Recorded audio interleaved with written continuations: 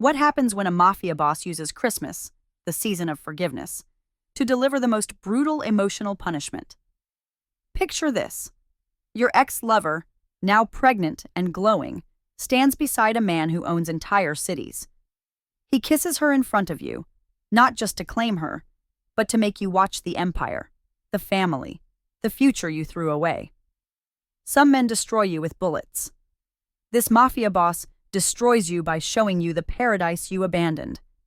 Get ready to witness how the most devastating revenge isn't violence. It's making someone see the life they could have had, the child they'll never hold, and the woman they were too foolish to keep. Christmas lights reflected off the snow-covered streets of Chicago, but Dante Ravello saw none of it. His hand rested on Seraphine's rounded belly, 7 months of life growing inside her. His child, their future. She leaned into him, her breath visible in the cold December air, and Dante felt something he'd never allowed himself before. Peace. Then he saw him. Marcus, her ex, standing across the street outside the restaurant, frozen like a ghost who'd stumbled into the wrong timeline. Dante recognized the look immediately. The shock, the regret, the desperate mathematics of a man calculating everything he'd lost. Seraphine stiffened. Her hand found Dante's chest, fingers curling into his coat. "We should go inside," she whispered. But Dante had waited for this moment, not planned it. The universe had simply delivered Marcus to him like a Christmas gift wrapped in consequences. "No," Dante said softly. He turned Seraphine to face him, both hands cradling her face now. The baby kicked between them. Perfect timing, as if his unborn child understood the power of this moment. Let him see what real love looks like. He kissed her. Deep, possessive, claiming. Not violent, but absolute. The kind of kiss that said mine in every language that mattered. Seraphine melted into him, her pregnant body pressed against his, and Dante knew Marcus was watching every second. When he finally pulled back, Seraphine's eyes were wet. "Dante. Merry Christmas, amore," he murmured, loud enough for Marcus to hear across the street. "Let's go show our son his first Christmas lights." He guided her inside without a single glance at Marcus. That was the true power move, making a man watch his replacement and then treating him like he didn't exist. Some revenge required blood. This revenge only required living beautifully while your enemy drowned in what-ifs. "Hi, my beautiful family. Thank you so much for sticking around and showing me so much love and support. You have no idea how much it means to me. Listen, if you're already hooked on today's story and you can't wait to hear what happens, and I know you can't wait because this one is wild, then do these 2 things right now. Like and subscribe so you catch tomorrow's equally amazing story. Let's continue." Marcus Thorne stood frozen across Michigan Avenue, snowflakes melting on his expensive coat. He'd come to Chicago for a client meeting. Pure coincidence. But the universe had a cruel sense of timing. Because there she was. Seraphine. His Seraphine. Except she wasn't his anymore, was she? The evidence pressed against another man's body, her pregnant belly unmistakable even beneath her winter coat. 7 months, maybe 8. Marcus's throat closed. He'd left her 14 months ago. The math carved into him like a blade. She'd moved on. Fast. The man holding her wasn't just anyone. Marcus recognized power when he saw it. The tailored suit that cost more than most cars. The way other pedestrians instinctively gave them space. The security detail lingering 10 feet back, trying to look casual and failing. Dante Ravello. Marcus had heard the name whispered in Chicago's business circles. Real estate mogul. Art collector. And if the rumors were true, something much darker beneath the legitimate surface. Seraphine laughed at something Dante said, her face tilted up toward his. That laugh. Marcus used to make her laugh like that, back when he hadn't been too busy, too ambitious, too scared of commitment to appreciate what he had. Then Dante's hand moved to her belly. Possessive. Protective. the gesture of a man who knew exactly what he was claiming. Seraphine covered his hand with hers, and Marcus watched their fingers intertwine over the life growing inside her. His chest hurt. Actual physical pain, like something vital had been ripped out. Dante's eyes found Marcus across the street. Direct. Calculating. A predator recognizing competition even when the game was already over. Marcus saw the exact moment Dante understood who he was looking at. Seraphine must have mentioned him.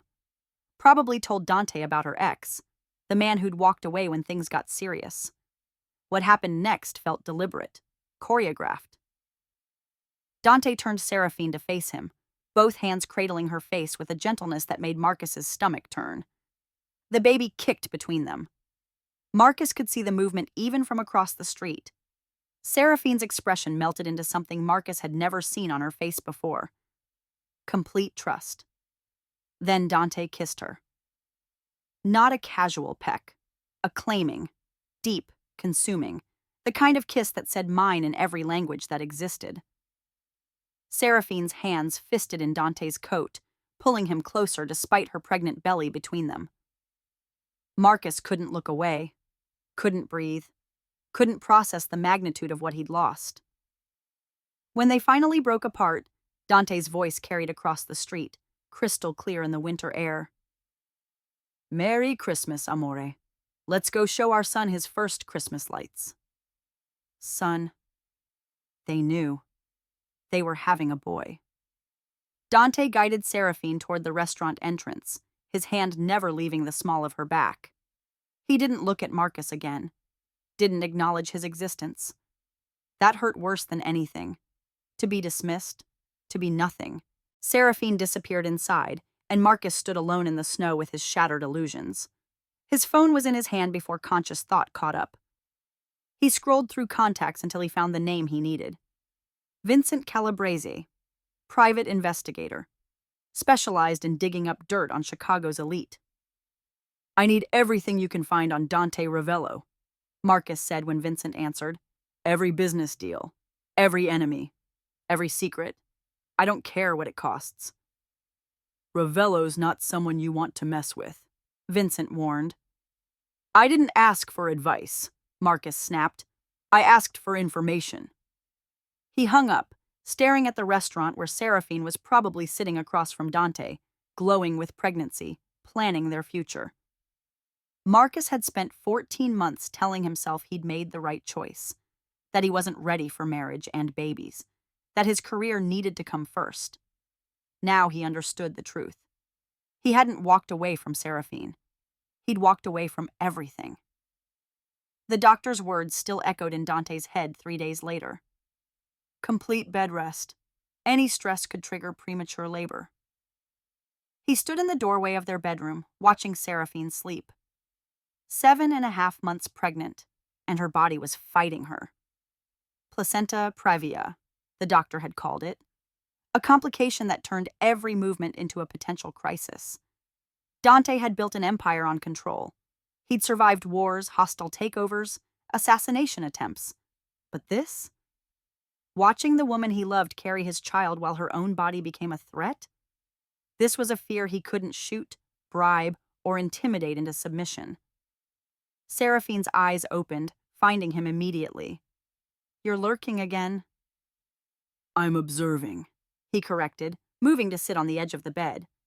His hand found her belly automatically. The baby kicked against his palm, and something in Dante's chest loosened, still alive, still fighting. Just like his mother. "Tell me again," Seraphine whispered.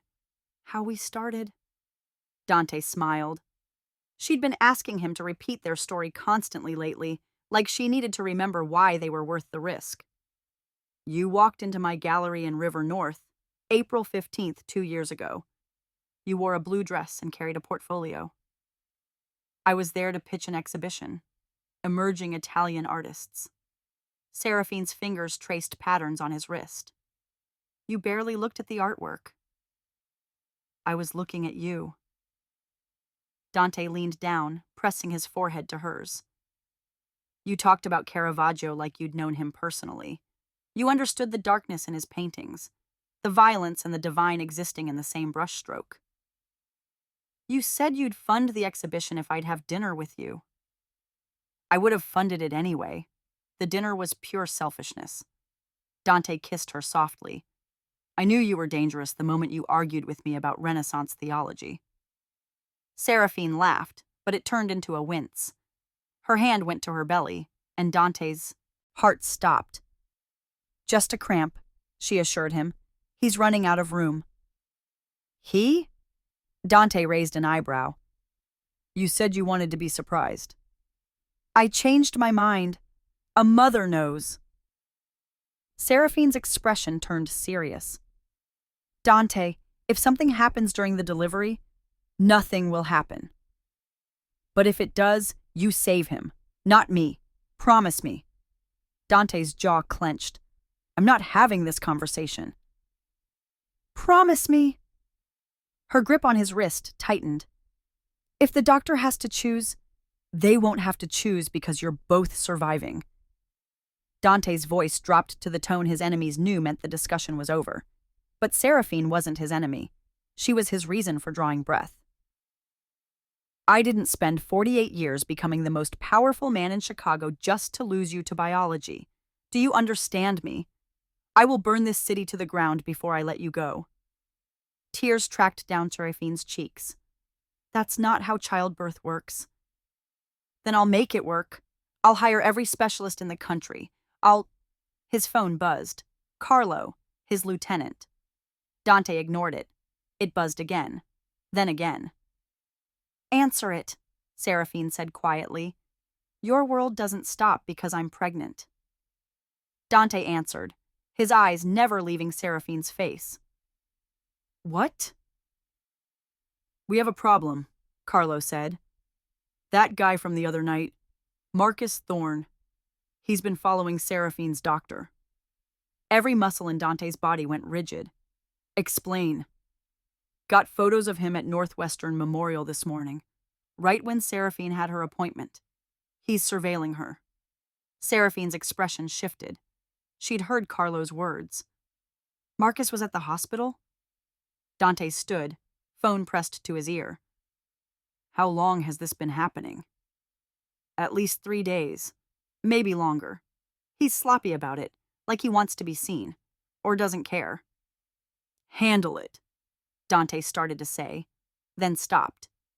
Handle it meant one thing in his world. It meant Marcus Thorne would disappear into Lake Michigan wearing concrete shoes. But Seraphine was watching him, measuring him, seeing whether he was the man she believed in or the monster Marcus would inevitably try to paint him as. Do nothing, Dante said instead. Just watch him. If he gets within 50 feet of Seraphine, call me. He hung up and turned to find Seraphine sitting up despite the doctor's orders, her hand protectively curved over her belly. He's watching me? Her voice shook. Why would Marcus? Because he's a fool who threw away the best thing in his life and can't accept that you've moved on. Dante knelt beside the bed, taking her face in his hands. He can't hurt you. I won't let him. You can't fight my past. Watch me. Later that night, after Seraphine finally fell asleep, Dante stood at his penthouse window overlooking Chicago, his city, his kingdom. The lights stretched to the horizon, representing power and wealth he'd killed to acquire. But all that power meant nothing if he couldn't protect one pregnant woman from a pathetic ex-boyfriend with delusions of winning her back. His phone lit up with a text from an unknown number. Dante opened it and felt ice slide down his spine. It was a photo. Marcus breaking into Seraphine's old apartment. Her journal visible on the table. The text that followed made Dante's blood run cold. I know everything about you now, and soon she will too. The text message arrived at 2 a.m, buzzing Seraphine's phone on the nightstand. She reached for it carefully, trying not to wake Dante beside her. His protective instincts had gone into overdrive since the bed rest order, and she didn't need him hovering over a random notification. Except it wasn't random. We need to talk. It's about Dante. Please, before it's too late. Marcus. Attached was a photo, a newspaper clipping from 4 years ago. The headline made Seraphine's hands go numb. 3 dead in suspected mob hit at Chicago warehouse. She scrolled down. More articles, more violence. Each one carefully circled where Dante Ravello appeared as either a person of interest or a witness who'd mysteriously had nothing to say to investigators. Her phone buzzed again. Another text from Marcus. He's not who you think he is. I'm trying to protect you. Check your email. Seraphine's email loaded slowly, and she felt Dante shift behind her in bed. She closed her eyes, pretending to sleep, until his breathing evened out again. The email from Marcus contained 20 pages of documents. Financial records linking Dante to shell companies with ties to organized crime. Witness statements from a federal investigation 3 years ago. Photos of Dante meeting with men whose faces appeared on FBI wanted posters. The baby kicked hard against Seraphine's ribs, as if sensing her distress. She'd known parts of this. Dante had been honest about his past, about the world he'd grown up in. But these documents painted a picture of something current, something ongoing. Money laundering through his galleries, protection rackets disguised as legitimate business partnerships. Seraphine tried to rationalize it. Marcus was her ex. Of course he'd want to break them up. Of course he'd twist the truth. But the federal documents looked real. The photographs were time-stamped from 6 months ago. "You're awake." Dante's voice made her jump. His hand slid across her belly, protective even in sleep. "What's wrong? Is it the baby?" Seraphine locked her phone, but not fast enough. Dante's eyes caught the notification on her screen before it faded. Marcus's name. The temperature in the room dropped. "Why is Marcus Thorne texting you at 2 in the morning?" Dante sat up, and Seraphine saw the shift in him. The dangerous man she'd glimpsed in stories. The one who'd built his empire through methods she'd chosen not to examine too closely. "He sent me articles about you." Seraphine's voice cracked. "About violence. Federal investigations. Dante, tell me he's lying." Dante was silent for too long. When he finally spoke, his voice was careful, controlled. "What specifically did he send you?" "Everything." Seraphine pulled up the email, handing him her phone. "Photos of you with criminals. Financial records. He says you're still connected to organized crime. That I'm raising our son in danger." Dante scrolled through Marcus's email, his expression unreadable. Then he set the phone down and looked at Seraphine with eyes that had seen too much darkness. "I can't lie to you," he said quietly. "Yes, those men in the photos are connected to the families. Yes, some of my businesses have roots in that world. But? Seraphine felt tears burning her eyes. "That's your defense? But I've kept you separate from that life." Dante's hand found her belly again, and she hated how much comfort it brought her even now. "Every decision I've made since you walked into my gallery has been about building something clean. Something our son can inherit without blood on it." 6 months ago, Dante. These photos are from 6 months ago. I was already pregnant. Seraphine pushed his hand away. "You looked me in the eye and promised you were leaving that world behind. You lied. I'm transitioning out. It takes time. You don't just walk away from what? The Mafia? Because that's what Marcus is claiming. That you're not just connected, you're running it." Dante stood, pacing the bedroom like a caged predator. "Marcus Thorne doesn't know anything about my life. He's a bitter ex trying to poison you against me." "Then explain the federal investigation." "It's closed. They found nothing." "Because you're good at hiding it." Seraphine struggled to get out of bed despite the doctor's orders. Her pregnant body made it awkward, ungraceful. "Or because witnesses disappear. Which is it, Dante?" He was at her side immediately, trying to help her, but she shoved him away. The movement sent a sharp pain through her abdomen, and both of them froze. "Seraphine, don't." She wrapped her arms around her belly, breathing through the cramp. "Just don't. I would never let that world touch you or our son." Dante's voice broke in a way she'd never heard before. Everything I've done, every compromise, every delay in leaving, has been to ensure your safety. The families respect power. If I'd just walked away without proper transition, without securing our position, they would have seen you as a weakness to exploit. So, I'm leverage? Our baby is leverage? You're my entire world. Dante's control shattered. Do you think I wanted this? To be 48 years old and still tied to my father's legacy? I've spent 3 decades trying to clean the Ravello name, and the one time I find something pure, something untouched by that poison, you think I'd risk it for what? Money? Power? I have more than I could spend in 10 lifetimes. Then why haven't you walked away completely?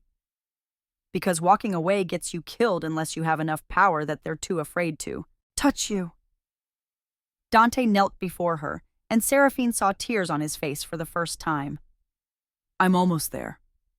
6 more months and the transition will be complete. My underboss takes control, and I'm just another rich man with art galleries and real estate. That's what I promised you.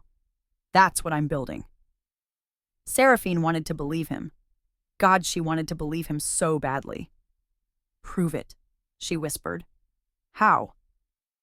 Show me you choose us over that world. Right now. Make the call. Tell your underboss you're done. Today. Dante stood slowly, and Seraphine saw the war playing out behind his eyes. The calculation, the risk assessment, the old instincts fighting against the new man he was trying to become. If I do that now, without proper groundwork, there will be retaliation, he said carefully. Not against me, against the people close to me, you, our son. So I'm supposed to just trust that someday you'll be safe enough to actually be mine? You're already mine, and I'm already yours. That's not conditional. Then choose me, right now. No conditions, no calculations, just choose us. Dante looked at her for a long moment. Then he picked up his phone and made a call. Carlo, initiate the succession plan. Effective immediately. I want all my holdings transferred by end of business Friday. He paused, listening to whatever objection his lieutenant was making. I don't care about the risks. Do it anyway. He hung up and turned back to Seraphine. There. Done. In 4 days, I'm out. Completely. No ties, no obligations, no leverage. Just a man with legitimate businesses and a family to protect. Seraphine searched his face for any sign of deception and found only exhaustion, and something that looked like relief. Swear to me, she said. Swear on our son's life that you're telling the truth. Dante crossed to her, taking her face in his hands with a gentleness that contradicted every violent story Marcus had sent her. I swear on his life and mine that I would rather die than let that world touch either of you. I love you, Seraphine Ashmore, and I will spend the rest of my life proving I'm worthy of you and the gift you're giving me. He knelt then, pressing his lips to her pregnant belly, and whispered words in Italian she didn't understand. But she felt their weight, their promise, and she chose to believe him. Meanwhile, across the city, Marcus Thorne sat in a rental car outside Dante's building, watching lights flicker off in the penthouse. His phone showed the recording app still running, capturing every word through the bug he'd planted in Seraphine's phone when he'd sent her those text messages. He smiled as he dialed a new number. When the gruff voice answered, Marcus said 4 words that would change everything. I have federal evidence. The explosion tore through the morning quiet at 6:47 a.m. Dante was awake instantly, his phone already ringing before his feet hit the floor. Carlo's voice was tight with controlled panic. Boss, the River North Gallery. It's gone. Seraphine stirred beside him, her hand instinctively going to her belly. Dante? What's wrong? He was already pulling on clothes, his mind racing through possibilities and suspects. The Calabrese family. The Russians. Any one of a dozen enemies who'd see his transition out of power as weakness to exploit. Stay here, he ordered, kissing Seraphine's forehead. Don't leave this apartment. I'll have security outside the door. Dante, you said you were out. You promised. I am out.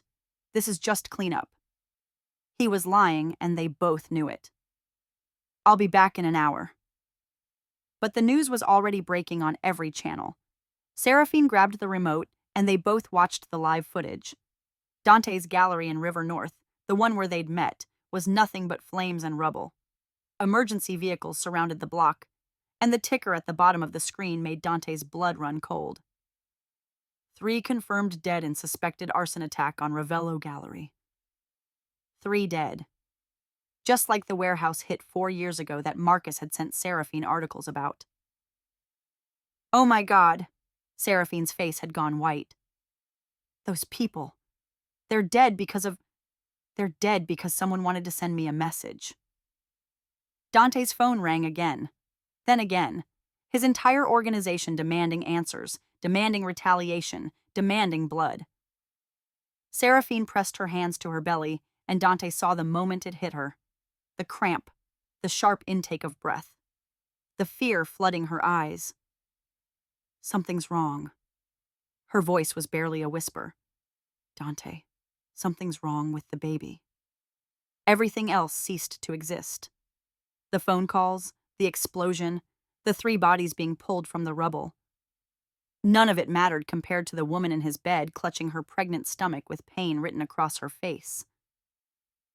We're going to the hospital, right now. Dante was already calling his driver, barking orders to have the car ready in 2 minutes. He scooped Seraphine into his arms despite her protests, carrying her toward the elevator like she weighed nothing. Your gallery, she gasped. I need to make sure you and our son survive. That's all I need. The ride to Northwestern Memorial took 8 minutes that felt like 8 hours. Seraphine's contractions were coming irregularly, too early, her face twisted with pain and fear. Dante held her hand and felt more helpless than he'd ever felt facing down an enemy's gun.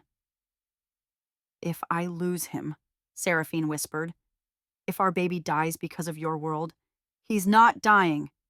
You're not dying. Do you hear me? Dante's grip on her hand tightened. I've made a lot of promises in my life I didn't keep, but this one I will. You're both surviving. The ER staff rushed them into a room the moment they arrived.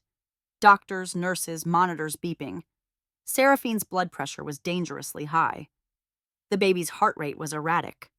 Words like placental abruption and emergency C-section floated through the chaos. Dante stood against the wall, forced to watch while strangers tried to save the 2 people who'd given his violent life meaning. His phone kept buzzing. Carlo calling. Other lieutenants demanding decisions. The city burning with retaliation that needed his guidance. He silenced every call. Mr. Ravello? A doctor approached, her expression serious. We've stabilized them for now, but your partner needs absolute calm. Any additional stress could trigger premature labor, and at 32 weeks, that's extremely risky. What do you need me to do? Keep her stress-free. No bad news, no drama. Her body is on a knife's edge. Dante nodded, but they both knew that was impossible. His world was exploding, literally, and Seraphine was watching it all unfold on the hospital room TV. The news had identified the 3 victims. 2 security guards, 1 night janitor, all with families. All dead because someone wanted to hurt Dante Ravello. Turn it off, Seraphine said suddenly. I can't watch this. Those people died because you... She stopped, another contraction stealing her breath. The monitors screamed. Nurses flooded back in. The baby's heart rate was dropping. We need to prep for emergency delivery, someone shouted. No! Seraphine's scream cut through the chaos. It's too early. He's too small. Please, just give him more time. Dante was at her side, pushing past nurses to take her hand. Listen to me. You're the strongest person I've ever met. If they need to take him now, you both survive this. You hear me? You both survive. I'm scared, she whispered, and Dante felt his heart shatter because Seraphine was never scared. She faced down his world with grace and strength, and now his past had reduced her to terror. "I know, Amore, but I'm right here. I'm not leaving." "Mr. Ravello." Carlo appeared in the doorway, his expression urgent. "I need 60 seconds. It's about the attack." "Not now." "Boss, the Calabrese family is claiming responsibility. They're saying more attacks are coming unless we respond. The families are waiting for your orders. If you don't—" "Get out!" Dante's voice dropped to the lethal tone Carlo knew better than to argue with. "My empire can burn to the ground. I'm not leaving this room." Carlo hesitated, then nodded and disappeared. But the damage was done. Seraphine had heard every word. Her eyes found Dante's, and he saw the moment she realized the truth. This wasn't over. The violence wouldn't stop just because he'd tried to walk away.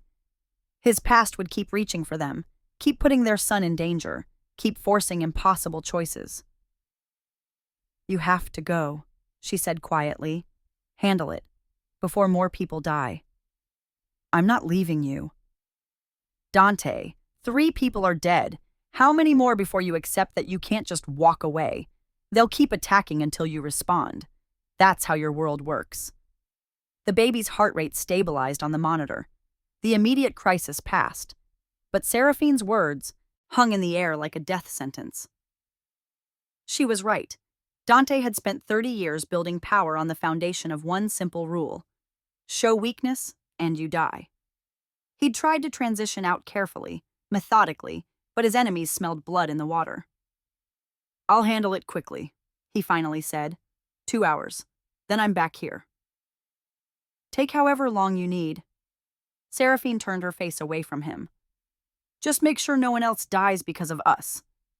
Dante kissed her forehead, whispered a promise he wasn't sure he could keep, and walked out of that hospital room knowing he was about to become the monster she'd hoped he wasn't.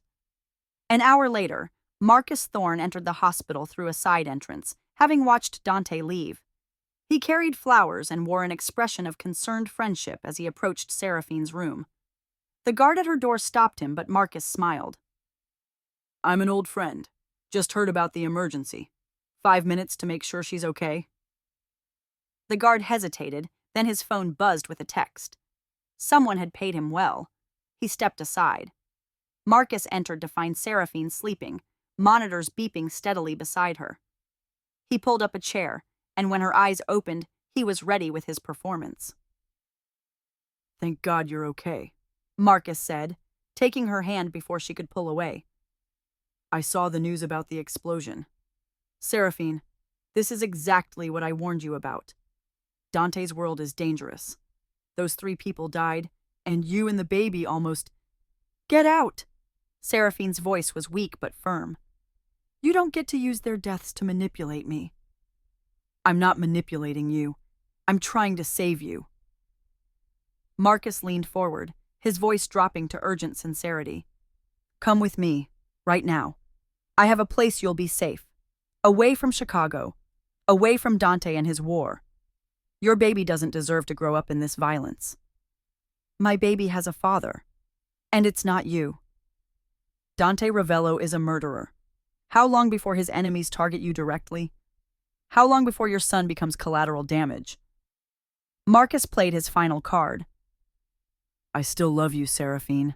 I never stopped. I know I walked away before, and I've spent every day regretting it. Let me fix this. Let me protect you the way he can't." Seraphine stared at him for a long moment. Then she pressed the call button for the nurse. "I'm asking you one more time to leave," she said. "Don't make me have security remove you." Marcus stood slowly, his mask of concern slipping just enough to show the anger beneath. "You're making a mistake. When the next bomb goes off, when the next person dies, remember that I offered you a way out." He left just as nurses entered, and Seraphine lay back against the pillows, her hand protectively curved over her belly. The baby kicked, strong and defiant, and she whispered a prayer that Dante would prove Marcus wrong. That somehow, love would be enough to survive the coming war. But deep down, in the part of her heart that understood Dante's world better than she wanted to admit, Seraphine knew the worst was still coming. Dante returned to the hospital 4 hours later with blood under his fingernails he'd scrubbed raw trying to remove. The Calabrese family had received his response. 3 galleries destroyed, 3 of their men now in intensive care with injuries that would leave permanent reminders. Not dead, because Seraphine had asked for restraint, but close enough that the message was clear. Touch what's mine and suffer. But when he entered Seraphine's room, he found it empty. His heart stopped. The monitors were off. The bed was made. For one horrible second, Dante thought he'd lost everything while he'd been out playing gangster. Then a nurse appeared. "Mr. Ravello, your partner is in the maternity ward. She's stable, just moved for observation." Dante found her 3 doors down, sitting up in bed and looking stronger than when he'd left. Relief flooded through him so intensely his knees nearly gave out. "You're okay," he breathed, crossing to her side. "The baby?" Still cooking, heart rate normal, blood pressure coming down. Seraphine's smile was tired but genuine. Crisis averted, for now. Dante kissed her forehead, her cheeks, her lips, needing to confirm she was real and breathing in his. "I'm not leaving again. Whatever happens, I stay right here." "Dante." Seraphine's expression shifted. "Marcus was here."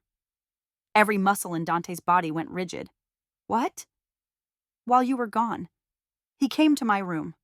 Security let him through." She saw the murder flash across Dante's face and grabbed his hand. "He wanted me to leave with him. Said you were too dangerous, that our baby would be safer away from you." "And what did you say?" "I had him removed. But Dante, he's not going to stop. He's obsessed. And after the explosion today, he has ammunition. 3 people died. How do I argue with that?" Dante's jaw clenched. "You don't have to argue. You just have to trust me to handle Marcus Thorne." "That's what I'm afraid of. What does handle mean in your world?" Before Dante could answer, his phone lit up with a text from Carlo. Security footage attachment. Timestamp from 20 minutes ago. Dante opened it and felt rage turn his vision red. The footage showed Marcus vandalizing Seraphine's car in the hospital parking garage. Spray paint across the windshield. "Run before he kills you too." But what made Dante's blood boil was the second part of the video. Marcus pulling out his phone, taking a picture of his own vandalism, and texting it to someone. The message visible in the zoomed footage. "Another attack. Blame Ravello's enemies. Make her see he can't protect her." "He's been staging the threats," Dante said slowly, showing Seraphine the video. "The vandalism. The escalation. Marcus has been framing my enemies to scare you away from me." Seraphine watched the footage, her expression shifting from shock to fury. "He's been manipulating me, using my fear for the baby, to—" She stopped, pressing a hand to her belly. "That son of a—" "Let me handle this, once and for all."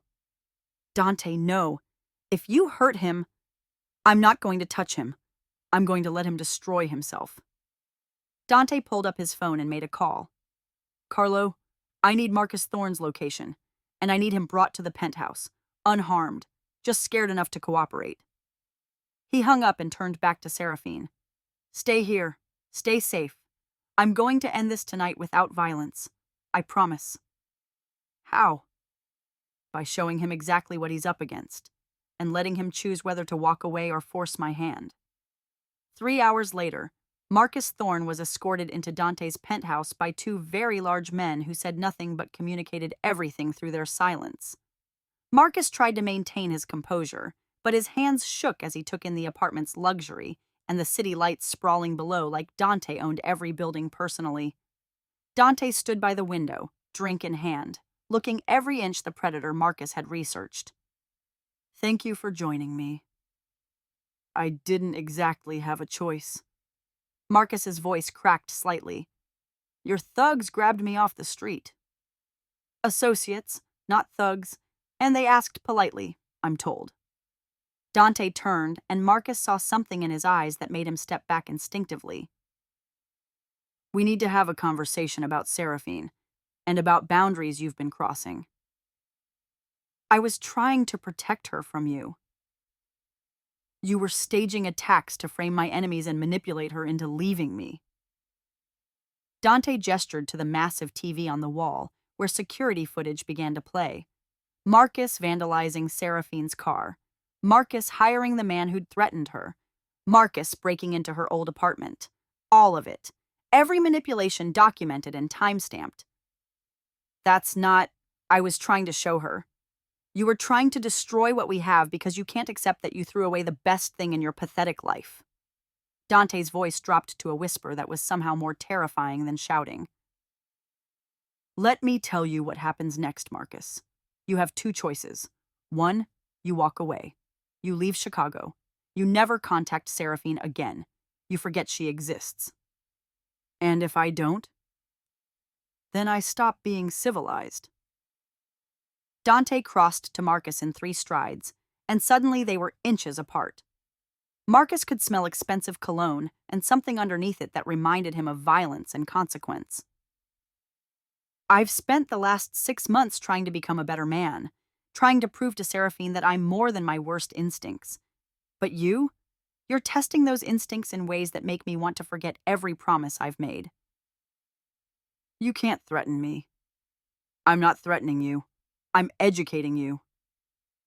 Dante pulled up his phone, showing Marcus a series of photographs. These are my associates in 17 different cities. Every single one of them owes me favors. Every single one of them could make you disappear, so thoroughly your own mother wouldn't find remains. That's the world I'm walking away from. For her, for our son. But if you force me to choose between my redemption and their safety... He let the implication hang. Marcus tried to hold Dante's gaze and failed. She deserves better than a monster. Maybe, but she chose me anyway. And unlike you, I'm not going to waste that gift by being too scared to become the man she needs. Dante stepped back, giving Marcus breathing room. You had your chance with Seraphine Ashmore. You walked away when she needed you. You don't get to come back now that she's found happiness and destroy it out of regret. I love her. No, you love the idea of her. You love your wounded pride. Real love is watching her carry another man's child and being happy for her anyway. Real love is walking away when your presence causes her pain. Dante's expression softened slightly. I'm going to give you something I rarely give anyone. A second chance. Walk away tonight. Build a life somewhere else. Find someone who actually deserves your half-hearted affection, and let Seraphine live in peace. And if I don't?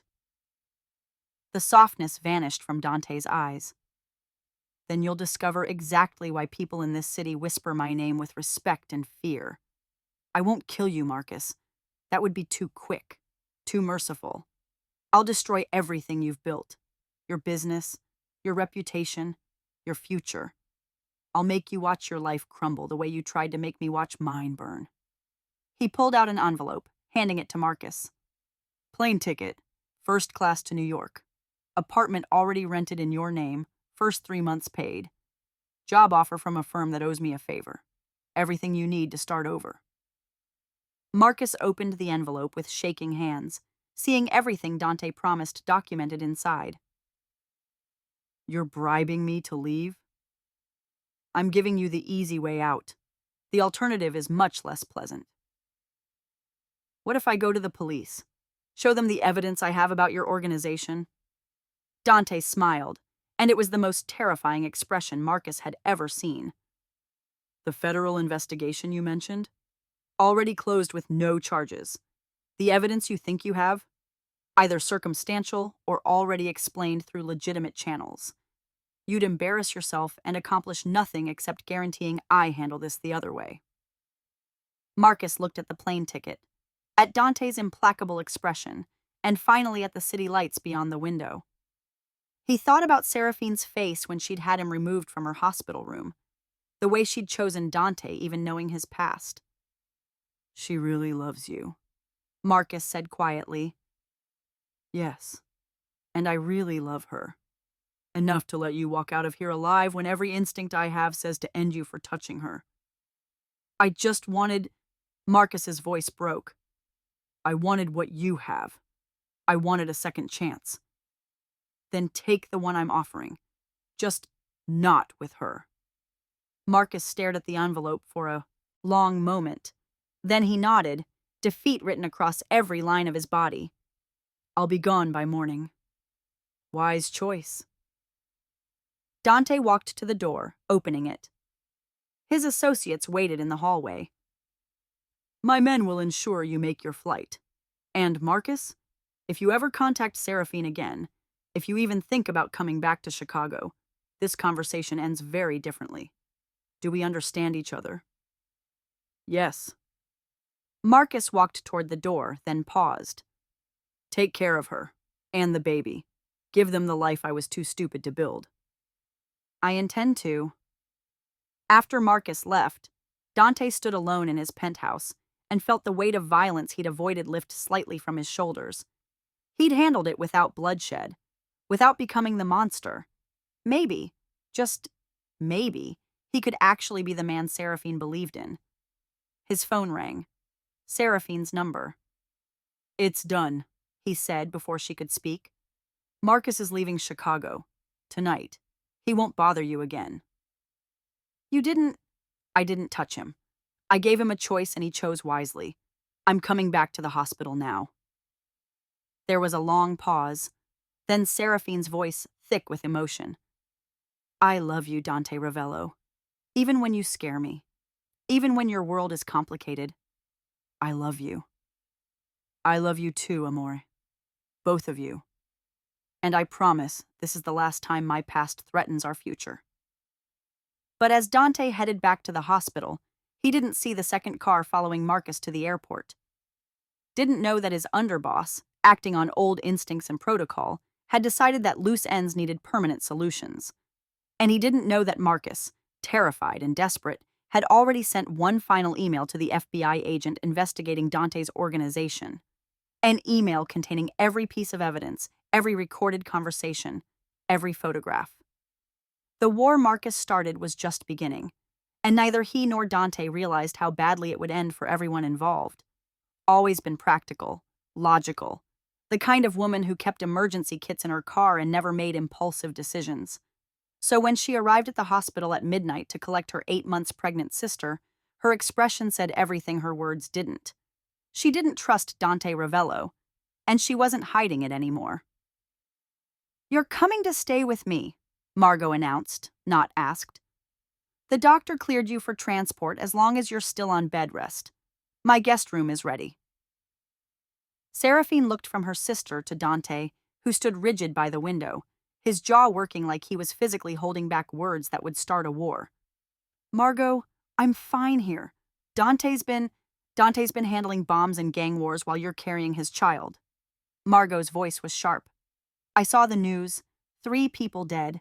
Your car vandalized. And that man Marcus showing up. This is insane, Sarah. You need safety and calm, not whatever this is. Marcus is gone. Dante handled it. How? Margot turned to Dante, her librarian glasses catching the harsh hospital lights. How exactly did you handle a man who was stalking my sister? Because I've done some research on you, Mr. Ravello. And men in your world have a very specific way of handling problems. Dante's expression could have cut glass. I gave him money and a plane ticket to start over somewhere else. No violence. No threats beyond making it clear that bothering Seraphine again would have consequences. Consequences meaning death? Consequences meaning legal and financial ruin. Dante's voice dropped. I'm not the man you think I am. You're exactly the man I think you are. You've just convinced my sister you're something else. Margot put her hand on Seraphine's shoulder. I'm not trying to control you, but you almost went into premature labor yesterday. Your blood pressure is still elevated. The doctor said stress could kill you or the baby, and this man's life is nothing but stress. Seraphine felt tears burning her eyes because Margot wasn't wrong. Every day with Dante came with complications. Beautiful, intense, sometimes terrifying complications. I love him, she whispered. Doesn't that count for something? It counts for everything. But love doesn't stop bullets or bombs. Love doesn't protect a newborn from his father's enemies. Margot squeezed her shoulder. Come to my place, just for a few days. Let Dante finish whatever he needs to finish. Then you can make decisions with a clear head. Dante spoke before Seraphine could. She should go. Both women turned to stare at him. Dante, Seraphine started, your sister is right. You need calm. And as long as you're near me, that's impossible. He crossed to the bed, taking Seraphine's hand despite Margot's disapproving glare. I have loose ends to tie up. The families are still waiting for my final transition. Until that's complete, you're safer away from me. I don't want to be away from you. I know, Amor, but our son needs you healthy. And right now, I'm a liability to that. Dante kissed her forehead, his lips lingering like he was memorizing the feel of her. Go to your sisters. Rest. Let me finish burning down my old life so we can start our new one. Seraphine wanted to argue, but exhaustion and fear and the constant weight of pregnancy made her nod. 2 days? That's all you get? 2 days, Dante agreed, though his eyes said he wasn't sure that would be enough. 40 minutes later, Seraphine was settled in Margot's guest room in suburban Evanston, surrounded by her sister's aggressive normalcy. Family photos on the walls. The smell of chamomile tea. Silence that felt alien after months of living in Dante's world of constant motion. I made up the bed with extra pillows for your back, Margot said, hovering in the doorway. And I have a pregnancy tracker app. We can monitor the baby's movements together. Margot, Seraphine caught her sister's hand. Thank you. I know you think I'm making a mistake. I think you fell in love with a complicated man. That's not a mistake. But I also think you deserve to raise your son without looking over your shoulder for the rest of your life. After Margot left, Seraphine lay in the quiet darkness and felt the baby kick against her ribs. Strong, insistent, just like his father. She pulled out her phone and texted Dante. We're safe. Miss you already. His response came immediately. Miss you more. Sleep, Amor. Tomorrow everything changes. Seraphine didn't know if that was a promise or a warning. Across the city, Dante stood alone in his penthouse with a bottle of whiskey and demons that wouldn't stay buried. The apartment felt wrong without Seraphine. Too cold. Too empty. Too much like the life he'd lived before she'd walked into his gallery and shown him what he'd been missing. His phone rang. Carlo. Boss, we have a problem. Marcus Thorne never got on the plane. Dante's hand tightened around his glass. Explain. He went to the airport, got through security, but he never boarded. TSA footage shows him in the bathroom for 20 minutes, then leaving through the emergency exit. We lost him after that. Find him. Now. There's more. The FBI agent Marcus was in contact with. She just filed paperwork to reopen the investigation into your organization. And she's citing new evidence, audio recordings, documents, everything Marcus collected. Dante closed his eyes and felt the future he'd tried to build crumble. Marcus went to the feds. Looks that way. And boss, they're moving fast. Warrants could come as early as tomorrow. They're building a RICO case. RICO. Racketeer-Influenced and Corrupt Organizations Act. The weapon feds used to dismantle entire criminal enterprises. If they had enough evidence, Dante wouldn't just lose his freedom. He'd lose everything. His businesses, his assets, his ability to provide for Seraphine and their son. How bad is it? Carlo's pause said everything. Bad enough that some of the families are talking about cutting ties. They think you're compromised, that Marcus gave the feds enough to bring everyone down. Then we give them Marcus. Boss, he's in the wind. Could be anywhere. Dante drained his whiskey and felt the old instincts rising. The violence he'd tried to bury. The ruthlessness that had built his empire. He'll surface. Men like Marcus always do. They can't help themselves. And when he does, I want every resource we have pointed at finding him first. And when we find him? Dante was silent for a long moment, thinking about Seraphine's face, her trust in him, her belief that he could be better than his worst impulses. We find him, and we give the feds what they really want. Evidence that clears me and buries Marcus instead. The recordings he made? They're illegal wiretaps. Inadmissible. We prove he fabricated evidence, and the entire case collapses. That's risky. If it doesn't work, I'm going to prison for the rest of my life. So it has to work. After Carlo hung up, Dante poured another drink and walked to the window overlooking Chicago. His city, his kingdom. All of it built on violence and blood and choices he couldn't take back. He thought about his father, Vittorio Ravello, a brutal man who'd taught his son that weakness got you killed and sentiment was for civilians. Dante had been 16 when his father put a gun in his hand and pointed him at a rival who'd disrespected the family name. "You pull that trigger," Vittorio had said. "You become a man. You hesitate. You die a boy." Dante had pulled the trigger. And he'd been pulling triggers ever since, literally and metaphorically, building power on the foundation of his father's lessons. But Seraphine had shown him something different. A life where strength meant protection, not domination. Where power meant building rather than destroying. And their son, still growing inside her, represented the final chance to break the cycle his father had started. If Dante went to prison, that cycle would continue. His son would grow up without a father, just like Dante had after Vittorio died in a prison riot. History repeating itself in the worst possible way. He couldn't let that happen. His phone buzzed with a text from an unknown number. Dante opened it and felt ice slide down his spine. It was a photo. Marcus standing outside Margot's house in Evanston. Seraphine visible through the window. The text beneath made Dante's vision turn red. "You took everything from me. Now I'm taking everything from you, starting with her." Dante was out the door before conscious thought caught up. He called Carlo while racing to his car. "Marcus found Seraphine. Margot's house in Evanston. Send everyone. Now." "On it. Boss, don't do anything stupid." But Dante had already crossed that line the moment Marcus threatened the mother of his child. At Margot's house, Seraphine woke to her phone buzzing.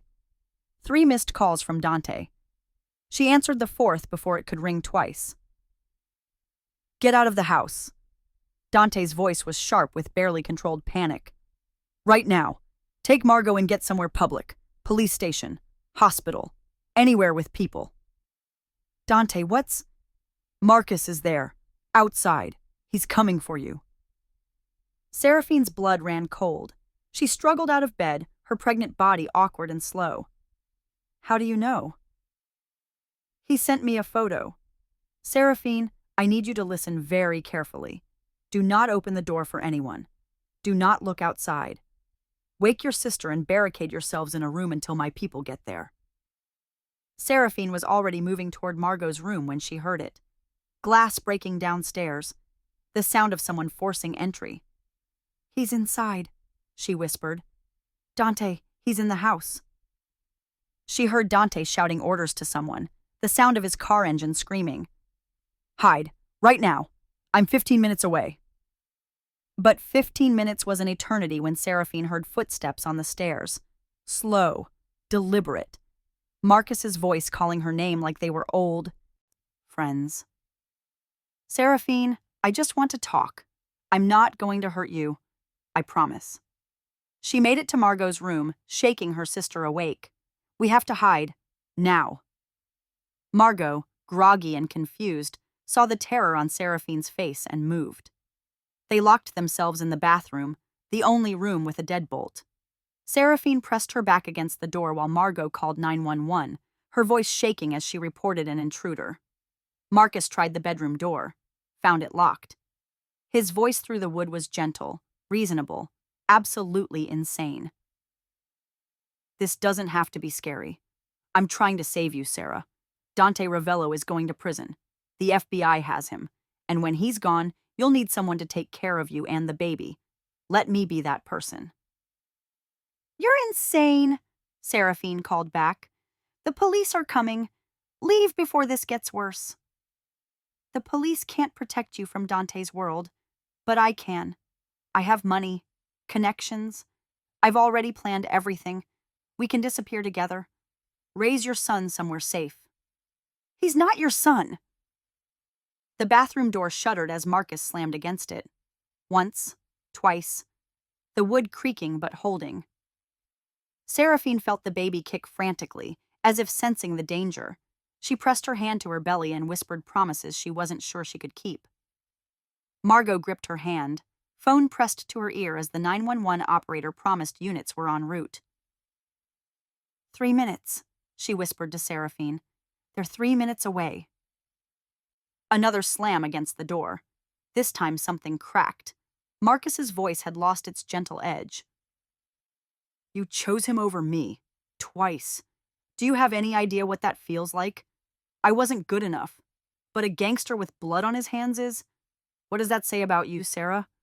What does that say about the woman carrying a child? It says I chose love over manipulation, Seraphine screamed back. You didn't want me until someone else did. That's not love, Marcus. That's ego. I loved you! The door shuddered again, the crack widening. I loved you, and you threw me away for a monster. So if I can't have you, he doesn't get to either. The door frame splintered. Seraphine and Margot backed against the far wall, and Seraphine felt something wet between her legs. Not blood. Water. Her water breaking 2 weeks early, triggered by terror and stress. No, she whispered. Not now. Please, not now. But her body didn't care about timing. The first contraction hit like a knife to the abdomen, stealing her breath and buckling her knees. Marcus broke through the door just as sirens screamed up the street outside. He stood in the doorway, wild-eyed and desperate, and saw Seraphine doubled over with fluid pooling around her feet. What did you do? He whispered. Sarah, what's happening? She's in labor, you psychopath! Margot moved between them, protective despite being half Marcus's size. You did this. You terrified her into early labor. For one frozen moment, Marcus seemed to realize the magnitude of what he'd done. The baby he claimed to want to protect was now in danger because of his obsession. Police were seconds away. Everything was falling apart. I didn't mean... I was just trying to... He took a step towards Seraphine, and Margot shoved him back. Don't touch her. The police are here. It's over, Marcus. You lost. Downstairs, the front door crashed open. Police! Hands where we can see them! But before anyone could move, a second crash echoed through the house. Not police. Dante Ravello, arriving like a vengeful angel with Carlo and 3 other men behind him, all of them armed and looking for the man who'd threatened their boss's family. Dante took the stairs 3 at a time, and when he reached Margot's bedroom and saw Marcus standing over his pregnant partner, something in him snapped completely. He crossed the room in 2 strides and slammed Marcus against the wall with enough force to crack plaster. His forearm pressed against Marcus's throat, cutting off air, his other hand pulling back to deliver a blow that would shatter bone. Dante, no! Seraphine's scream cut through his rage. Don't! Please! The baby! Dante froze, his fist inches from Marcus's face. He turned and saw Seraphine on the floor, fluid and pain written across every line of her body, Margot supporting her as another contraction hit. She was in labor. Active labor. Because of Marcus. Because Dante's world had finally crashed into hers hard enough to put their son in danger. He dropped Marcus like worthless trash and went to Seraphine, gathering her into his arms as police flooded the house. I've got you. You're safe now. Both of you are safe. It's too early, she gasped. Dante, he's coming too early. Then we get you to the hospital. Right now. Dante looked at the police officers surrounding them and saw confusion about who was victim and who was threat. I'm Dante Ravello. This is my partner. She's in premature labor. That man broke into this house and terrorized her. Arrest him. I'm taking her to Northwestern Memorial. One officer started to protest, but Carlo stepped forward with his phone. Security footage from outside. Time-stamped breaking and entering. Plus, my boss called it in before you got here. Check your dispatch logs. The police hesitated, then moved to restrain Marcus, who was slumped against the wall, finally broken. I just wanted her back, he mumbled. I just wanted what he has. You wanted a fantasy, Dante said coldly, carrying Seraphine toward the stairs. And you were willing to destroy a real woman to get it. I hope prison teaches you the difference. As Dante carried Seraphine to his car, with Margot close behind and police securing the scene, he whispered against her hair. I'm so sorry. This is my fault. All of it. Just get our son here safely, Seraphine gasped. We'll figure out the rest later. But as Dante drove through Chicago with lights and sirens clearing their path, he knew there would be no figuring it out later. Marcus had sent everything to the FBI. The feds would be waiting at the hospital. And whether his son was born free or born while his father was being arrested remained to be seen. The war was over. Marcus had lost. But somehow, Dante wasn't sure he'd won anything except the right to watch his empire crumble while trying to save the two people who made it all matter. Northwestern Memorial's emergency entrance erupted into controlled chaos the moment Dante's car screeched to a halt. He carried Seraphine through automatic doors while Carlo coordinated with hospital staff, throwing enough money at the situation to guarantee immediate private care. 32 weeks, the attending OB said, examining Seraphine in the delivery suite. Early, but viable. We'll do everything we can to delay labor and give the baby more time. But Seraphine's body had other plans. The contractions were coming every 4 minutes now, intense enough to steal her breath and leave her gasping. Her water had broken completely. There would be no stopping this. He's coming, the doctor confirmed after checking her dilation. We're having a baby tonight. Dante gripped Seraphine's hand, his other hand stroking her sweat-dampened hair. You're the strongest person I've ever known. You can do this. I'm terrified, she whispered between contractions. What if something's wrong? What if he's too small? What if... Then we fight. Together. Like we've been fighting since the day we met. Dante kissed her forehead. I'm not going anywhere. But even as he said it, his phone buzzed with a text from Carlo. FBI in the lobby. They have a warrant for your arrest. I'm stalling, but they're coming up. Dante's jaw clenched. The universe had the worst possible timing. Another contraction hit, and Seraphine's scream tore through him, worse than any bullet he'd ever taken. The monitors beeped frantically. The baby's heart rate was dropping. The doctor called for the neonatal team, and suddenly the room was full of people preparing for a high-risk premature delivery. Mr. Ravello, we need you to step back, a nurse said, but Dante didn't move. I'm not leaving her. Sir, we need room to work. I said, I'm not leaving. His voice cracked, and Seraphine's eyes found his through the pain and chaos. Stay, she gasped.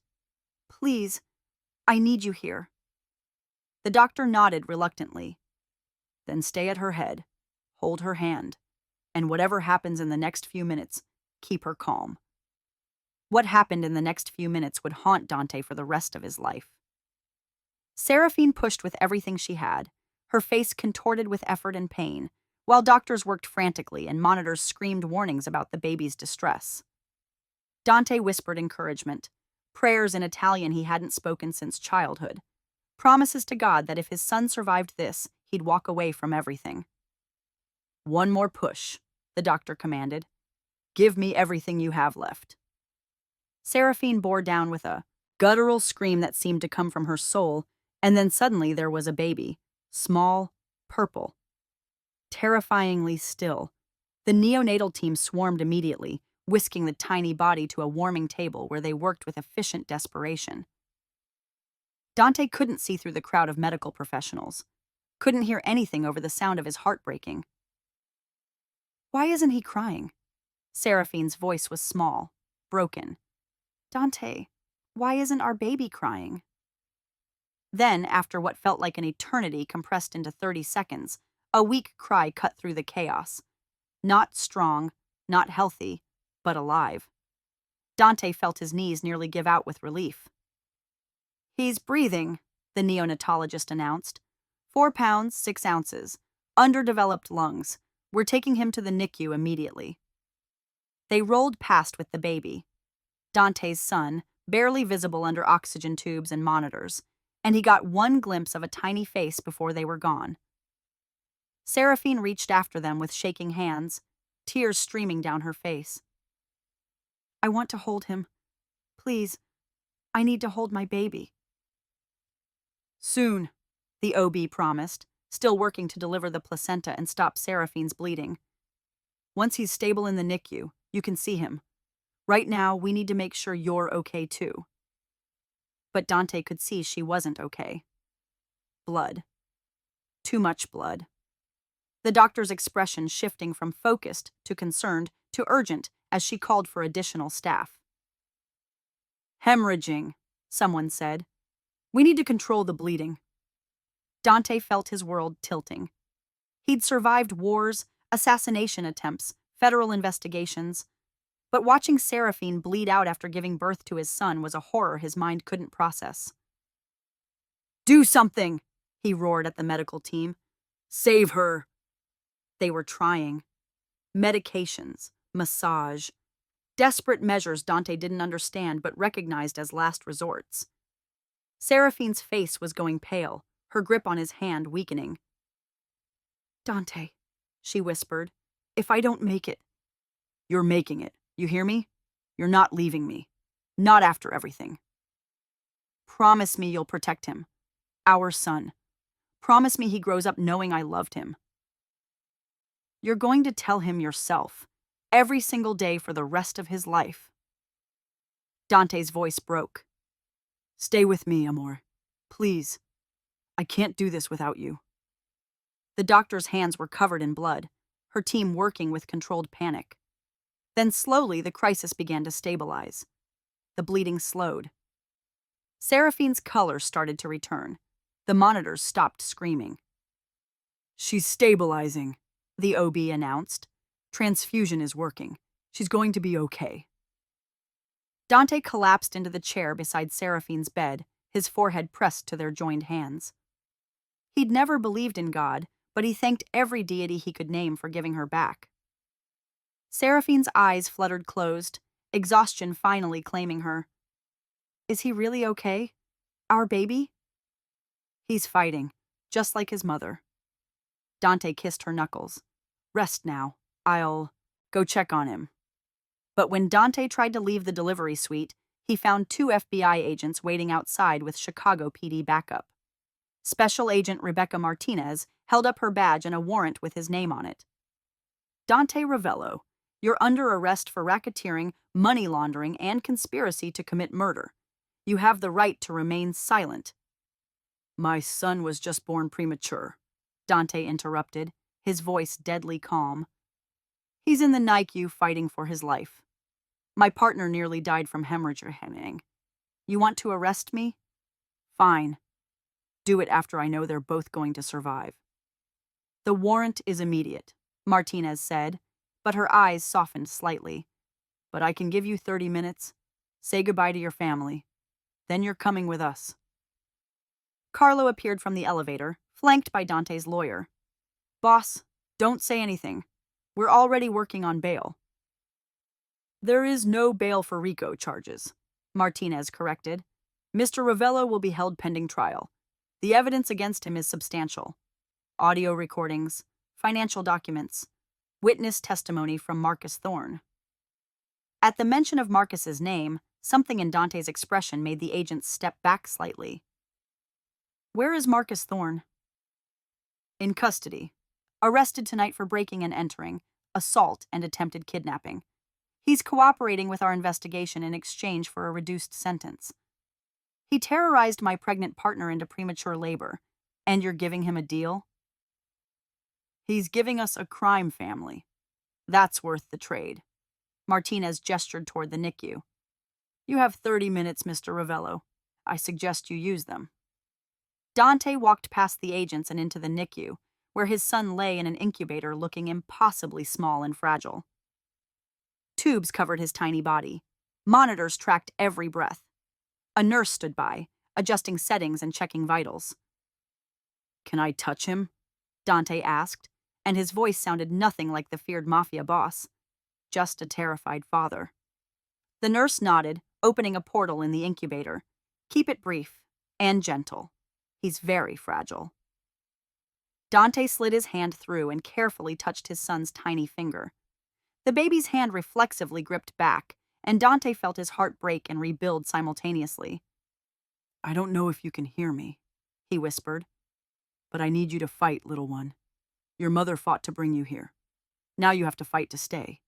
And I promise you," his voice cracked, "I promise I will fix this. I will find a way to come home to you and your mother, even if it takes years, even if it costs everything. You will know your father. You will know you are wanted. You will know you are loved." The baby's tiny chest rose and fell with mechanical assistance, and Dante memorized every detail of his son's face before time ran out. When he returned to Seraphine's recovery room, she was awake and reaching for him. "Did you see him? Is he okay?" "He's perfect. Small, but perfect. Fighting hard." Dante sat on the edge of her bed, taking both her hands. "Seraphine, I need to tell you something. The FBI is here. They're arresting me tonight." Her face crumbled. "No. Dante, no. We just had a baby. You can't—" "I don't have a choice. Marcus gave them everything. But my lawyers are good. They'll fight this. And in the meantime, Carla will make sure you and our son have everything you need.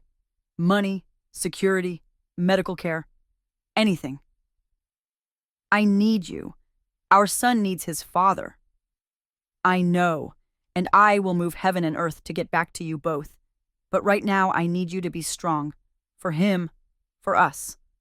Dante cupped her face, memorizing the feeling of her skin under his hands. "Name him. I want you to choose his name." Seraphine's tears fell freely now. "Alessio. It means defender. Helper. He's going to need to defend himself against the world you've built." "Alessio Ravello." Dante tested the name and found it perfect. "He's going to hate me for this life." "Then you'd better come home and show him why his father was worth loving anyway."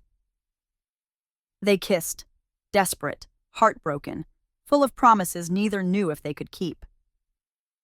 Then Special Agent Martinez appeared in the doorway, and Dante's time was up. "I love you," he said as handcuffs clicked around his wrists.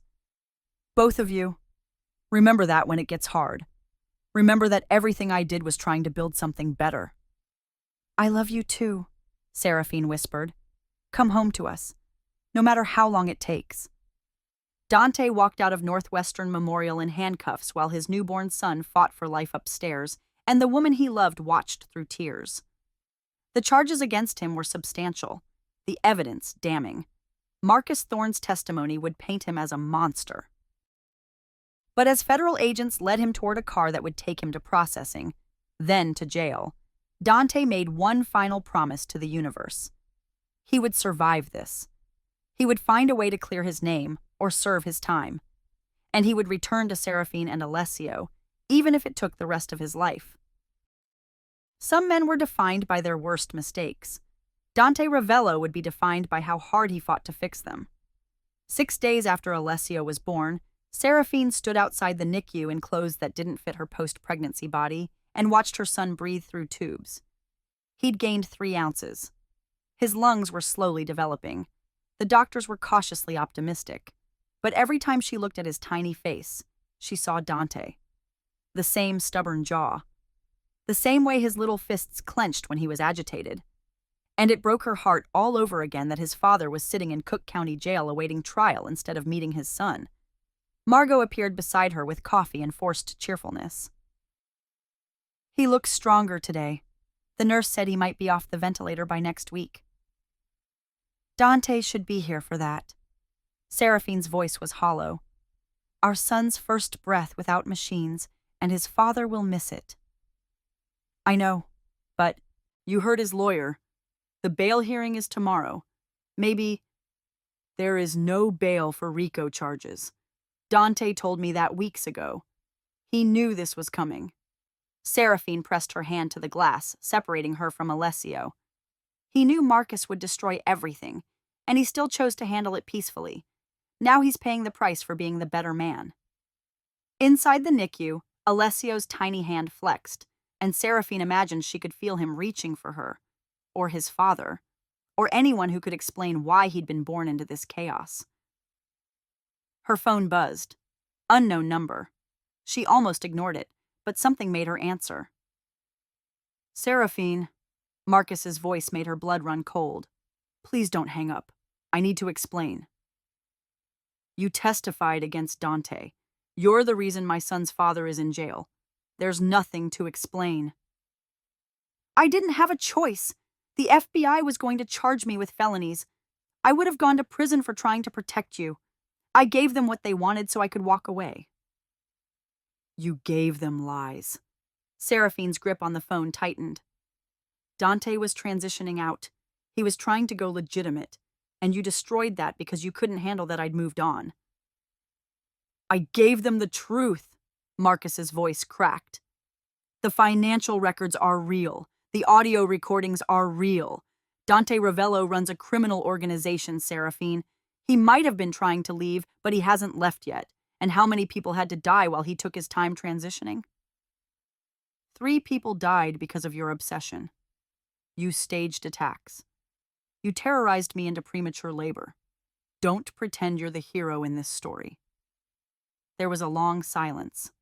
Then Marcus said quietly, I know I destroyed everything. I know you'll never forgive me, but I need you to understand something. When I walked away from you 14 months ago, it was the worst mistake of my life. And watching you with Dante, seeing you pregnant with his child, it made me insane. I couldn't accept that I'd lost you to someone worse than me. Dante Ravello is 10 times the man you'll ever be. He chose to be better for me. You chose to be worse. Then I hope he gets out. I hope he comes home to you and that baby and gives you the life I was too scared to build. Marcus's voice broke. But Seraphine, the evidence I gave the FBI is real. Dante might want to be a better man, but his past is going to bury him. And when it does, you're going to have to decide if you can raise your son knowing his father is a criminal. Or if maybe, just maybe, I was trying to save you from that reality. He hung up before she could respond. Seraphine stared at her phone, Marcus's words echoing in her head. She didn't want to believe him. Didn't want to accept that Dante's past was insurmountable. But the FBI had enough evidence for RICO charges. Federal prosecutors didn't bring cases they couldn't win, and if Dante was convicted, he'd spend the next 20 years in prison. Alessio would grow up, visiting his father through glass. She'd spend her 40s and 50s alone, raising a son who'd learned to hate the man who'd given him life. Sarah? Margot touched her arm. You okay? I need to see Dante. Today, before the bail hearing. Visitors need to be approved in advance. Then approve me! Seraphine's voice rose, and she saw hospital staff turn to look. She lowered it to an urgent whisper. I need to look him in the eye and ask him one question, and depending on his answer, I need to decide if I'm standing by him through this or protecting my son from the fallout. 4 hours later, Seraphine sat in a Cook County Jail visitors' room waiting for Dante to appear. The place smelled like disinfectant and desperation. Other visitors sat at plastic tables, speaking in low voices with inmates who all wore the same haunted expression. Then Dante walked through the secure door, and Seraphine's breath caught. He looked smaller somehow. Still powerful, still carrying himself with dangerous grace, but diminished by orange jumpsuit and handcuffs, and the reality that the city he'd once owned had now caged him. Their eyes met across the room, and Seraphine saw everything he couldn't say in front of the guards. The love, the regret, the desperate hope that she hadn't come to say goodbye. He sat across from her, separated by a table and a reality neither had wanted. How is he? Alessio? Getting stronger every day. The doctors think he'll be home in 3 weeks. Seraphine's voice shook. But his father won't be there to bring him home, will he? The bail hearing is tomorrow. My lawyers are arguing that I'm not a flight risk. Dante, stop. Just stop. Seraphine leaned forward. I need you to tell me the truth. All of it. No protection. No spin. Just the truth. Did you do everything Marcus says you did? Dante was silent for a long moment. Then he nodded. Yes. The businesses he documented. The money laundering from my 20s and 30s. The connections to organized crime. All of it is real. Seraphine felt something inside her crack. Then how do I defend you? How do I tell our son his father is a good man when the evidence says otherwise? You tell him I spent 30 years building an empire on blood and mistakes. And then I met his mother, and she made me want to be better. That I was trying. Dante's voice broke. God, Seraphine, I was really trying. I know 6 months wasn't fast enough. I know people died while I dragged my feet. But I swear to you, I was working towards something clean. Something Alessio could be proud of. Working toward isn't the same as achieving. And now you might spend the next 20 years in prison for crimes you committed before we even met. I know. And if that happens, I want you to move on. Find someone who can give you and Alessio the life you deserve. Someone without this past. You want me to just forget you? Seraphine's tears fell freely now. Raise your son and pretend his father doesn't exist? I want you to survive, with or without me. Dante reached across the table, taking her hands despite the guard's warning look. I love you more than I thought I was capable of loving anyone. But that love means accepting that you might need to let me go to protect yourself and our son. What if I don't want to let go? What if I want to fight for you the way you've fought for me? Then you're going to watch me go to prison. You're going to raise Alessio while I miss every milestone. First steps, first words, first day of school, everything. And eventually, he's going to ask why his father isn't there. What will you tell him? Seraphine squeezed his hands, feeling the calluses and scars that told stories of the life he'd lived before her. I'll tell him that his father loved him enough to try to be better, and that sometimes the past catches up no matter how fast you run from it. That's not the fairy tale ending I wanted for us. We were never going to get a fairy tale, Dante. You're a reformed gangster and I'm an art curator who fell for the wrong man. But we got Alessio, and that has to be enough. The guard called time, and they had 30 seconds left. Dante stood, still holding Seraphine's hands like he could keep her there through sheer force of will. If I beat this, he said urgently, if somehow my lawyers find a way to clear me or reduce the charges, I'm coming home to you. Both of you. And I will spend the rest of my life proving I deserve the gift you've given me. And if you don't beat it? Then I'll love you from behind bars for however long it takes. And when I get out, even if it's 20 years from now, I'll find you. I'll meet my son, and I'll accept whatever relationship you're willing to give me. They kissed across the table, desperate and heartbroken, while the guard shouted that time was up. Then Dante was being led back through the secure door, and Seraphine was left alone in a room full of other people's broken promises. She walked out of Cook County Jail with mascara streaking her face and a decision weighing on her heart. Stand by Dante through a trial that would destroy them both, or walk away and give Alessio a chance at a normal life. Neither option felt like winning. Meanwhile, 300 miles away in a federal holding facility in Detroit, Marcus Thorne sat across from his FBI handler and realized too late the magnitude of his mistake. The deal is off, Special Agent Martinez said flatly. Your testimony has holes. Ravello's lawyers are tearing apart every piece of evidence you provided. And the audio recordings you made? Illegal wiretapping. Inadmissible in court. Marcus felt the floor drop out from under him. But you said if I cooperated. We said if you provided viable evidence. What you provided was a jealous ex-boyfriend's revenge fantasy mixed with just enough real information to be dangerous. To yourself. Martinez slid a file across the table. You're being charged with illegal surveillance, breaking and entering, assault, and attempted kidnapping. Sentencing guidelines suggest 7 to 10 years. And because you tried to frame federal evidence, we're pursuing the maximum. No. No, you can't do this. I gave you Ravello. You gave us nothing we didn't already have. Dante Ravello has been on our radar for years. The difference is, he's smart. His money is clean now. His ties to organized crime are historical but not actionable. Without your tainted testimony, our case falls apart. Martinez stood. You wanted to destroy him. Instead, you destroyed yourself. I hope it was worth it. She left Marcus alone in an interrogation room with the weight of 10 years in federal prison crushing down on him. He'd lost Seraphine, lost his freedom, lost everything in pursuit of a woman who'd never wanted him back. And somehow, despite being in jail, Dante Ravello had still won. The bail hearing happened on a Tuesday morning in December, exactly 1 year after Dante had kissed Seraphine in front of Marcus on that snowy Chicago street. The symmetry wasn't lost on anyone. Federal Judge Patricia Morrison presided, her expression carved from granite as she reviewed the prosecution's case.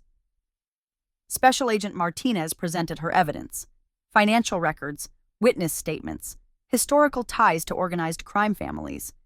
It was damning, comprehensive, and, according to Dante's lawyer, built on a foundation of inadmissible testimony from a discredited witness. Your Honor, Jonathan Pierce stood, adjusting his $8,000 suit. The cornerstone of the government's case rests on audio recordings obtained illegally by Marcus Thorne, a civilian with no authority to wiretap my client. Under federal law, those recordings are inadmissible. Remove them, and the case collapses into circumstantial evidence of decades-old activities my client has since abandoned. The financial records are current, Martinez countered, dating to within the last 18 months. Shell companies, money laundering operations, ties to active criminal enterprises. Businesses my client has been systematically divesting from as part of his legitimate transition, Pierce interrupted. Your Honor has the documentation. Every company in question has been transferred to other ownership. My client has voluntarily cooperated with forensic accountants to ensure clean separation. This isn't a man running a criminal empire. This is a man actively dismantling one. Judge Morrison reviewed the documents in silence. The courtroom held its breath. Seraphine sat in the gallery, holding Margot's hand so tightly her sister winced. Finally, the judge spoke. I've reviewed the evidence presented by both sides, and I'm troubled by several aspects of this case. The government's reliance on tainted testimony from a witness with clear personal vendetta, the age of most alleged criminal activities, and, most significantly, the documented efforts Mr. Ravello has made to distance himself from organized crime. Martinez's face tightened. Your Honor, the defendant is a known mafia boss. The defendant is a man with a complicated past, attempting to build a clean future. Unless the government can present admissible evidence of recent criminal activity, not historical associations, not suspicious financial transactions that have reasonable, legitimate explanations, then this case is insufficient to proceed. Judge Morrison fixed Martinez with a sharp look. Do you have such evidence, Agent Martinez? The silence stretched. Martinez's jaw worked, and Seraphine could see the agent realizing her case was crumbling. No, Your Honor, not without the recordings. Then I'm dismissing these charges without prejudice. The government may refile if new admissible evidence emerges, but as it stands, Mr. Ravello is free to go. Judge Morrison banged her gavel, and the courtroom erupted. Dante stood slowly, like he didn't quite believe what he'd heard. His eyes found Seraphine across the room, and the emotion that passed between them didn't need words. Pierce leaned in, whispering urgently. Don't celebrate yet. They can refile if they find new evidence. Keep your nose clean. Don't give them anything. But Dante wasn't listening. He was already moving towards Seraphine, who met him in the aisle with tears streaming down her face. He pulled her into his arms, and for the first time in 8 days, he could breathe. You're free, she whispered against his chest. You're actually free. For now. Pierce says they could refile. Then we live for now. We take what we can get. Seraphine pulled back, looking up at him with red-rimmed eyes. Our son needs to meet his father. Today. Right now. An hour later, Dante stood outside the NICU dressed in the scrubs they required for visitors. His hands scrubbed raw and shaking slightly as the nurse led him to Alessio's incubator. The baby was off the ventilator now, breathing on his own with just a little oxygen support. His eyes were open, dark and alert, tracking movement with infant curiosity. You can hold him, the nurse said gently. He's strong enough now. Just support his head. Dante looked at Seraphine, who nodded encouragement. Then he carefully lifted his son for the first time, and the world stopped. Alessio was so small. 4 pounds, 12 ounces now, but still fitting easily in his father's large hands. He made a tiny sound, not quite a cry, just a soft protest at being moved. Then he settled against Dante's chest, and his breathing evened out. He knows you, Seraphine whispered, watching them together. Look at his face. He's calm. Dante stared down at his son and felt 30 years of violence and mistakes catch up with him all at once. Every man he'd hurt, every line he'd crossed, every choice that had led him to this moment where he held fragile new life and understood, finally, brutally understood, what he'd been fighting for. I'm sorry, he whispered to Alessio. I'm sorry you got me as a father. I'm sorry for the life I led before you existed. But I swear to God, I will spend every day I have left being worthy of you. You will never see that world. You will never carry that weight. I'm going to build you something clean and safe, even if it kills me. Alessio yawned, unimpressed by his father's dramatic promises, and made another tiny sound. Seraphine laughed, wet and emotional, and pressed against Dante's side so they were both holding their son. This is what Marcus couldn't understand, she said quietly. This moment, this perfect, impossible moment. He wanted to destroy us because he couldn't have this. But we survived him. We survived everything. Not everything. Not yet. Dante kissed Alessio's forehead, then Seraphine's. Martinez will keep looking for evidence. Marcus is still out there. The families might still see me as weak for walking away. We're not safe yet. Then we'll keep fighting. Together. As a family. 3 weeks later, on Christmas morning, Seraphine brought Alessio home from the hospital. He weighed 5 pounds, 8 ounces. His lungs were fully developed. The doctors declared him a miracle and sent them home with enough instructions to fill a binder. Dante had spent those 3 weeks dismantling the rest of his criminal empire with ruthless efficiency. Every shell company closed. Every suspicious asset sold. Every tie to organized crime severed so completely that even federal forensic accountants couldn't find threads to pull. He'd also hired the best security money could buy. Not his old associates. New people, vetted by professionals, whose only job was keeping Seraphine and Alessio safe while Dante rebuilt his life as a legitimate businessman. The penthouse was decorated for Christmas. A tree in the corner, lights strung across the windows.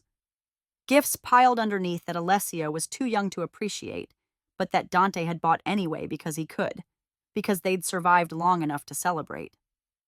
Seraphine settled on the couch with Alessio sleeping in her arms, and Dante sat beside them, his hand resting protectively on his son's back. I got something today, Dante said quietly. Marcus's sentencing happened this morning. 10 years? Federal prison? No early release. Seraphine was silent for a moment. Do you feel vindicated? I feel sad. He destroyed his entire life because he couldn't accept that you'd moved on. That's not victory. That's just waste. He chose that path. We all choose our paths. I chose violence for 30 years before I chose you. Dante looked down at Alessio, who slept peacefully, unaware of the complicated world he'd been born into. The difference is, I got a second chance. Marcus won't. Do you think he'll try again? When he gets out? No. I think 10 years in prison will teach him what I learned in 8 days in jail. That freedom is too precious to waste on revenge. And that the real punishment isn't losing everything. It's living long, enough to realize what you lost and why. They sat in comfortable silence as snow fell outside, covering Chicago in white. Alessio stirred, his tiny hand gripping Dante's finger with surprising strength. "What are you thinking?" Seraphine asked, watching Dante's face. "I'm thinking about that night last Christmas, when I kissed you in front of Marcus and thought I was teaching him a lesson about moving on. I was so arrogant, so sure I'd won." Dante smiled sadly. But the real lesson wasn't for him. It was for me. That life isn't about winning or losing. It's about showing up, being present, choosing love even when it's complicated and dangerous and impossible. That's very philosophical for a retired mob boss. Fatherhood changes a man. Dante leaned over, kissing her softly. "Thank you for not giving up on me, for fighting through labor and hemorrhaging and federal investigations and psychotic ex-boyfriends, for giving me this gift I never deserved. You earned it. Every single day you chose to be better. That's what matters." 6 months later, on Alessio's first half-birthday, a letter arrived at their new house in suburban Illinois. The return address was a federal prison in Michigan. Dante opened it, expecting threats or manipulation, but found something else entirely. "Dante, I won't ask you to forgive me. I won't pretend what I did was anything other than jealous destruction. But I need you to know something. I've had 6 months to think about that night in December, when I watched you kiss Seraphine and felt my entire world collapse. I was so convinced I'd lost something precious, that you'd stolen my future. But I realize now that I threw away my future years before you entered the picture. When I chose my career over commitment. When I walked away because I was scared of the responsibility love required. When I prioritized my comfort over her happiness. You didn't steal anything from me. You just recognized value I was too blind to see. I spent 6 months trying to destroy you because I couldn't accept that you loved her better than I ever did. That you fought for her while I ran. That you were willing to become a better man while I stayed exactly who I'd always been. The life I could have had. The one I watched you build with her that night on the street. I had that chance first. And I wasted it. That's not your fault. That's mine. I hope you know how lucky you are. I hope you wake up every day grateful for that woman and that child. I hope you spend the rest of your life earning what I was too stupid to appreciate. And I hope someday, when your son asks about the man who tried to destroy his family, you'll tell him the truth. That I wasn't a villain. Just a coward who learned too late the difference between wanting someone and actually loving them. Take care of them. Give them the life I was too scared to build." Marcus Dante read the letter twice, then showed it to Seraphine. She was quiet for a long moment, bouncing Alessio on her hip while he grabbed at her hair with chubby 6-month-old hands. "Do you believe him?" she finally asked. "I believe prison either breaks you or teaches you. And Marcus sounds like he learned something." Dante pulled out a lighter. "But it doesn't change anything. He's not part of our life. He doesn't get forgiveness or closure or whatever he's looking for." "What are you doing?" "Burning the past." Dante held the letter to the flame and watched it catch. They stood together on their back patio, watching Marcus's words turn to ash and blow away on the wind. "That's dramatic," Seraphine observed. "I learned from the best." Dante pulled her and Alessio against him, the three of them wrapped in evening summer warmth. "He'll spend the next 10 years remembering what he lost. We'll spend hours forgetting he existed." Alessio babbled something incomprehensible, reaching for his father's face with sticky hands. Dante let him, accepting the mess and chaos and perfect imperfection of fatherhood. "Do you think he's right?" Seraphine asked quietly. "That you were lucky?" "I was lucky, but luck is just opportunity meeting preparation. I was ready to be better when you walked into my life. Marcus never was. That's the difference." They went inside as the sun set over their quiet suburban street, so different from the penthouse and the violence and the empire Dante had ruled. Alessio fell asleep on his father's chest, while Seraphine read aloud from a book about animals that made no sense, but that their son seemed to love anyway. And Dante Ravello, former mafia boss, reformed criminal, imperfect father, realized that this was the ultimate revenge. Not making Marcus watch from across a street, not destroying him through legal or illegal means, just living beautifully, raising a son in peace, loving a woman who'd chosen him despite everything he'd been. That was the life Marcus could have had, the one he'd thrown away.